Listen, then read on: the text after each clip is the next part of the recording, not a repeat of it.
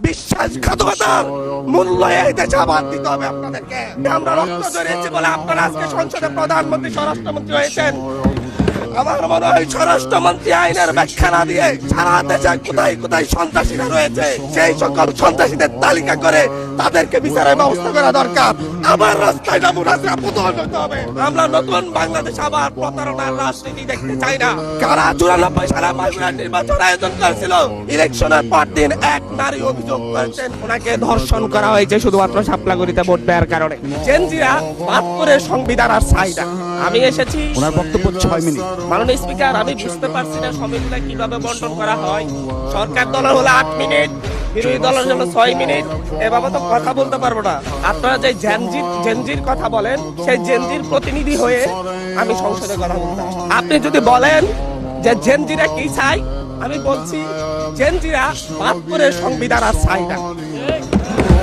আপনি যদি বলেন জেনজিরা কি চাই, আমি বলতে এসেছি জেনজিরা এটাই চাই, স্বাধীনতার 30 বছর পরে জন্ম নিয়ে আমার মতো যারা সন্তানরা রয়েছে তারা এখানে ভোটাধিকার পাই নাই। আমরা তো স্বাধীন বাংলাদেশে জন্ম নিয়েছি। মাননীয় স্পিকার, আমাদের কি ভুল ছিল? আমরা তো নতুন মানচিত্র পেয়েছি, আমরা তো নতুন পতাকা পেয়েছি, আমরা নতুন সীমানা পেয়েছি। আমাদের পূর্বপুরুষরা 1971 সালে রক্ত দিয়ে আমাদের জন্য একটি নিরাপদ বাংলাদেশ গড়তে চেয়েছেন, কিন্তু আমরা কি সেই নিরাপদ বাংলাদেশ পেয়েছি? আমরা কি সেই নতুন বাংলাদেশ পেয়েছি?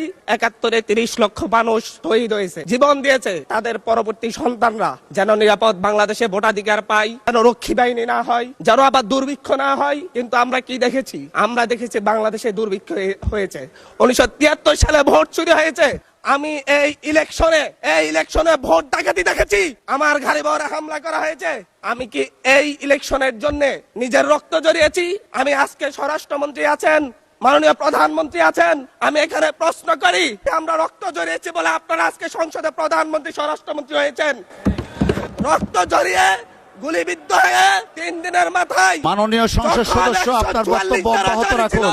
144 ধারার মধ্যে আবার নিজেই গুলিবিদ্ধ পা নিয়ে বের হয়ে গিয়ে সংবাদ সম্মেলন করে বলেছি আবার রাস্তায় নামুন, হাসিনা পতন হতে হবে। আমরা বলেছি নতুন বাংলাদেশ দিব।